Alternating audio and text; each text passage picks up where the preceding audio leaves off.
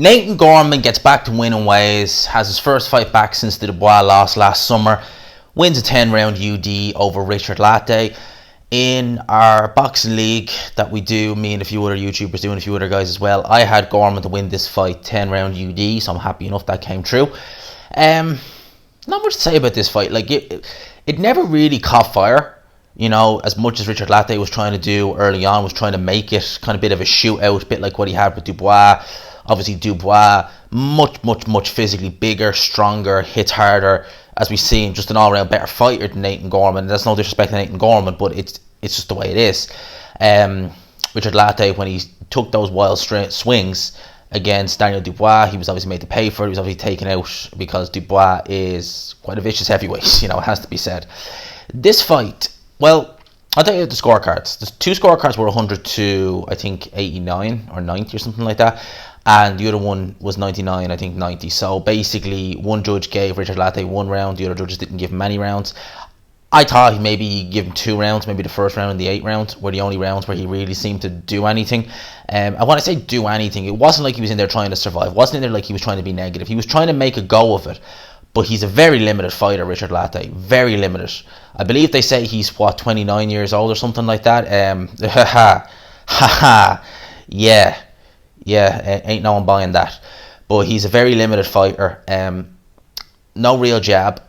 Couldn't do anything on the inside. Whenever he got close to Nathan Gorman in this fight, there was one round, I think it was the second round, where he got close to Nathan Gorman and he just walked into him. Like literally, he just didn't know what to do. There was no hooks on the inside. There was no uppercuts. There was not really anything. And given the fact that at the weigh-in yesterday, Nathan Gorman came in a career heavy as 272 pounds, I believe it was on the verge of 20 stone. That wasn't good, and that had me thinking, okay, because I was already thinking Lartey could be dangerous, and I was thinking, Jesus, if this guy is a career heavyist, then let's be fact, Nathan Gorman, even when he was lighter, he was never the body beautiful type. So it wasn't like he was someone who was, you know, a bit fleshy and had a bit of muscle. Now, this is a guy very similar to Andy Ruiz in his body dimensions, in a sense that he's very fleshy. That's the best way I can describe it. He's just very fleshy, he's very overweight, and for him to come in even heavier, I was thinking, okay, maybe Lartey could do something in this fight. In the first round, I thought that might actually happen because Lartey came out swinging in the first round. You know, he was throwing left hooks off. What he was doing was he was jabbing and throwing very, very crude, very easy telegraph right hands, was what Lartey was doing.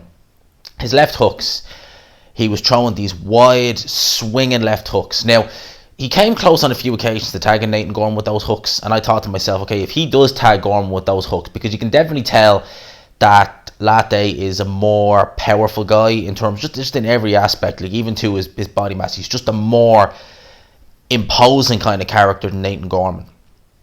So you're seeing that, you're thinking, okay, if some of those left hooks land, cause Nathan Gorman some problems. And the only time I ever really saw him have success with left hook was when he actually threw short, compact left hooks, which is something that he was very seldom doing.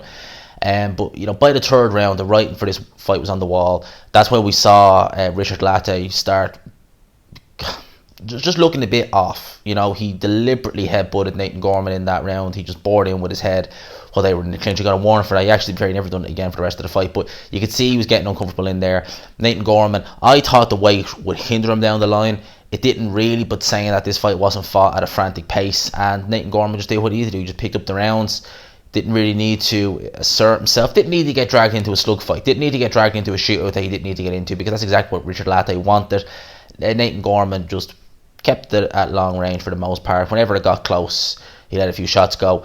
Richard Lartey couldn't fight on the inside to save his life, so that was one of the other kind of benefits to Nathan Gorman's game.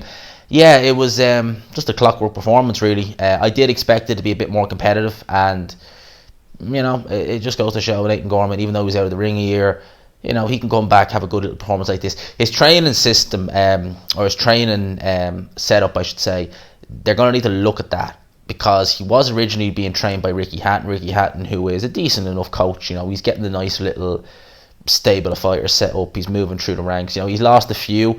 I believe he was training Tommy Fury at one stage. He's now gone to John Fury. That's not great loss, truth be told, but still, Ricky Hatton, he's getting a few fighters in there. He left Ricky Hatton, Nathan Gorman did. He's now back, and this to me is very silly. He's saying that he left to go back to his amateur coach, but his amateur coach can't coach him in the corner because he's not got a pro license. And the reason he said he did this was purely because that his amateur gym which the gym he's training in now, is 8 miles away from his front door. I mean, that's just a silly reason. I mean, obviously, I don't think that's the main reason, because you wouldn't do that. You wouldn't train. You as a pro, you don't want to be trained by an amateur coach, especially if the amateur coach can't flip and help out in the corner because he's not got a pro license. That's just ridiculous. So I'd imagine we're going to see some more further changes to Nathan Gorman's setup moving forward, because that's not a setup that's breeds success, truth be told. This was a final eliminator, or it was an eliminator for the Commonwealth title, so we'll see how that goes. I mean, you'd imagine the winner of Dubois Joyce, who will have the Commonwealth title, probably vacate that, so be interested to see what route Nathan Gorman goes down. Those are my thoughts on this. Let me know yours down below. What do you think? Do you rate Nathan Gorman? How far do you think he will actually go? And are you, like me, someone thinking that this is a solid British level campaign, or maybe fringe European level, but yeah, I don't think he's going to go much further than that. That's not me being disrespectful. I hope the guy proves me wrong, but I just can't see it. Can't see it. He needs to get the weight down, though. Definitely needs to get the weight down. That's one thing. If you take anything from this fight, take it that you're about 30 pounds overweight. You need to get that weight down. You'll move better. You'll probably hit harder because you'll be able to turn into the shots a lot better. Definitely needs to do that, because he was plodding a lot in there as well tonight. But these are just minor nitpicks. Let me know your thoughts. Hope you enjoyed this video. If you did, please smash the like button if you haven't already. Subscribe, of course, if you are new to the channel. As always, people, I'll talk to you after the Liam Williams fight. See what I did there? Peace.